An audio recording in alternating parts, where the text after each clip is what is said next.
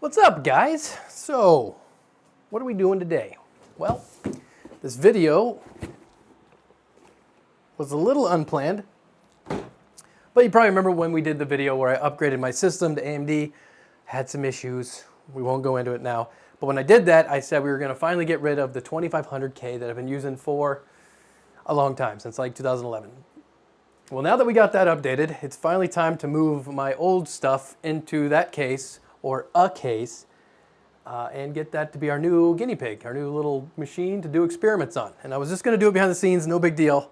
But then Silverstone reached out and they're like, hey, we got some cases coming out. And I was like, what? Let me take a look. And one of the cases I seen, I had to ask for it so we could take a look at it because it's a bit different than what you might see more often.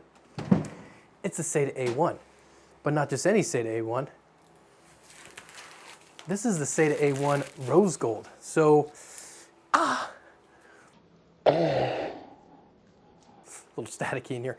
Now, I probably wouldn't buy this case for myself if I was going to do a build in it. I really like the one that's black and has a titanium front, but this one's so different that there was no way I was not going to be able to take a look at it. And that's what we're going to do today. We're going to take a little bit of a peek at the Seta A1, do a build in it, and then we're going to try to throw some RGB in it and make it match this rose gold finish. So that's going to be our go-to, or our target, is make a case, or make a computer, build a computer in the Seta A1 and try to match this theme. So let's take a look at this guy real quick. First thing I will say though, is that the tempered glass side panel is held on with non-captive thumb screws, which is kind of a bummer. I don't like it as much as I like, say, my Antec case that has a hinge. I like that better, but I do like these little two here, better than like my S340 Elite that has 4 thumb screws.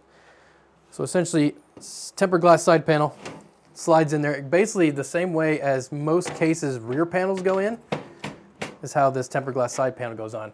On the front is pretty much everything that makes this thing very unique is this metal. So this is like an aluminum front accent cover, which also acts as our fan cover. You got a nice gap in here for some airflow, so I don't think that'll be a problem, but this is cool because metal, aluminum, nice rose gold finish, also comes in titanium, and I think there's also a silver one, so if you're not a big rose gold person, there's other colors out there, but it is nice. It's nice clean look. It's not over the top gamey RGB. There is RGB in here for a nice look. I actually have never powered it up yet, but I imagine it looks good. So top and bottom to give you a nice glow out the vent holes, or you can leave it off if you hate RGB. I mean, if you don't like fun, but that's cool. Another big selling point of this case, or something I think's nice, is that I believe it's $120. I'll correct that if I'm wrong, but with that you get 2 200mm intake fans and 1 120mm exhaust fan, which is a big bonus because sometimes you buy cases for more money and you get no fans. And then if you don't know that and you buy a case and all the stuff and you get it, you don't have any fans, and then it's extra money you got to spend that you weren't really you weren't planning for. So it's nice to see they threw in 2 big old giant 200mm fans for intakes and a nice exhaust fan. So essentially, if you got an air cooler with a fan already on it, you're pretty much covered for cooling. Top side has room for radiators or more fans. In the front, you got radiator support and obviously more fans if you want to. Dust filter on top, which is nice. Sometimes you see no dust filters, which is a bummer. You also get a dust filter in the front. Also nice. On the back here, you also get a dust filter. So you get 3 dust filters. You get a dust filter for every fan. Essentially, any way you want to exhaust or intake or exhaust this case, you got a dust filter there, which is good because I hate it when you get no dust filters, or you get like a dust filter only in the exhaust area and nothing on the intake. You're like, what are you doing? Inside the case is pretty bare. There's no grommets or anything like that. It does have a nice finish. So other than that, there's really not much to speak about. The drive or the power supply bay is vented. Other than that, pretty standard. Backside, you got 2 more not captive thumb screws. So hate it or love it. And essentially this kind of goes on the same way as the front cover, minus glass. On the back side, you got 2 spots for 2 2.5-inch SSDs, and you also got a couple drive bays. So if you have a couple 3.5-inch drives you want to throw in there, or maybe you want to throw some more 2.5-inch drives, or maybe you just want to take them all out and not use them at all, you can do that. You got some cable tie downs. It actually comes with this little baggie here, so you do get some tie wraps. You also get a RGB controller for your front RGB and some motherboard screws. On the top you get a power button, reset button, headphone jack, 2 USB, standard USB, and then you also get a Type-C, which is nice to see. There's a lot of C's in a sentence. And then you got a sticker. What is this sticker? Attention, avoid excessive force when pulling to prevent from injury. So they don't want you to pull on the front case and then punch yourself in the head. I don't like the sticker though, because it's going to be one of those stickers that, you know what they are. You start peeling the corner, and essentially you just take off the writing and the sticker remains. So that is a bummer. It's gonna take a minute to get off there. So we'll get that out of there, and then we'll start building this bad boy. Now you do get the two 200 millimeter intakes like we were talking about, but I'm also going to use the PF 240 from Silverstone with 2 additional fans. So kind of a push fold. The 200 millimeters are partially blocked, but they'll do something. So they're going to move some air, and then we'll also have the 220 millimeters on the cooler itself to pull the rest of the way through. We got 3 more of the RGB fans that basically from Silverstone as well. They are the Blazer 120i Light. So 3 more RGB fans because we're going for RGB rose gold. And also a set, so we got some of these new LS04 RGB strips, and I haven't used these yet, but they're basically, if you've seen any of the new trend with RGB strips where they essentially make a strip that you can't see the individual lights on, that's what this is supposed to be. Haven't powered it up yet, don't know how it looks, but I like the idea, and we're going to use it.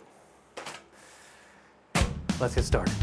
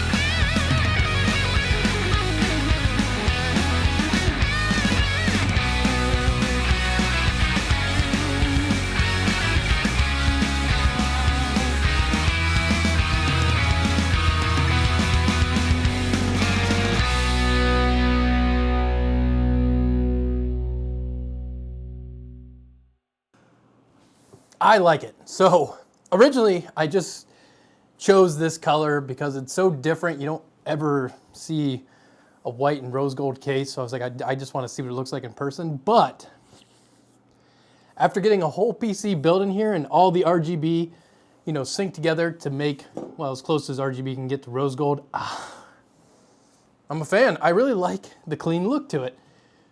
Even if, you know, I would have thought rose gold would not have been my first pick, I'd rock it. Now, there are some things about this case I'd like you guys to know before you decide if this Seta A1 is something you want. The first thing being the 2 200 millimeter fans and the 120 millimeter fan that come with this case are not PWM. They're just 3-pin fans. The 200s work just fine. They're really quiet. The case itself, even though I switched the exhaust 120, I replaced it with basically 3 120 RGB fans that are just 3-pin as well, and the case is really, really quiet.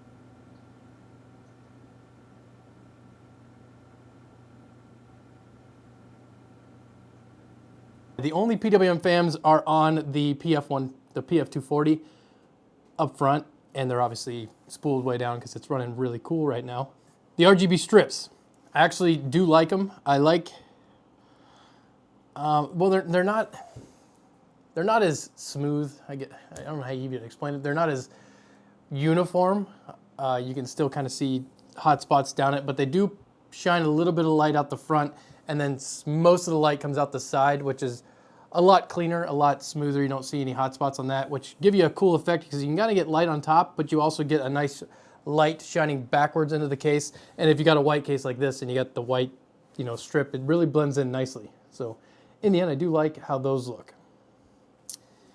Now, drive bays. So this case says that it supports two 2.5 inch basically SSDs, and then also two 3.5 inch standard hard drives.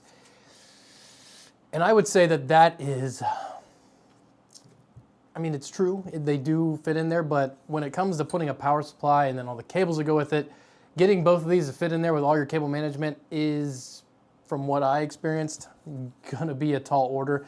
Now, I do have one of these drive bays in there, kind of offset to the side, and I do have two 3.5 inch drives in this PC right now. However, as you can see, I'm not using both drive bays, and the other bay is kind of mounted off to the side, kind of not ideally, and it's gonna work for me as long as I don't shuffle things about. My experience should not falter. But know that if you're getting this case with the idea that you're gonna pack two SSDs in there, two 2.5 inch drives, and then another two additional 3.5 inch hard drives, doubtful. And if you have a really long power supply, even more doubtful. So just know that going in. You can obviously get the drives in there and to work, but my experience will suffer if I do wiggle this about a little bit. But that's really the only big issue I had with this case. Also, there is an LED up top that gives you your hard drives activity, which I think is a bit overzealous. I think they could have toned it down a little bit. You can pretty much see it flashing through the case because there's no shield to block the cables, which is kind of a bummer. But that LED, it's white, which is a good thing because the case is white, but it is very noticeable up in the corner from the inside of the case, even though you only really want to notice it on the outside. But those are just nitpicking things. The overall build experience was good. There's decent cable management in the back. I'd show you the situation I got, but you guys know my cable management, spaghetti explosion. But you have enough space to mash everything in there like me, or do it properly like probably most of you.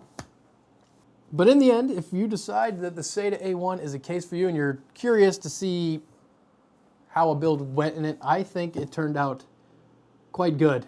And I know I did say at the beginning that I would probably choose the black and titanium, but after seeing this, I think I'd stick with this one. It's just different enough to be cool. And you don't have to have all the RGB lights. That's kind of my preference. If you wanted to just rock no RGB lights, it has a nice, clean, professional look that would, do well as like a workstation PC for sure. But if this Seta A1 is something you've been looking at, I would say go for it, just to know the little tweaks or the little issues that I pointed out, especially with the drive bays. And I think you'll be happy. So thank you guys for watching. This is Major Hardware. We'll see you next time.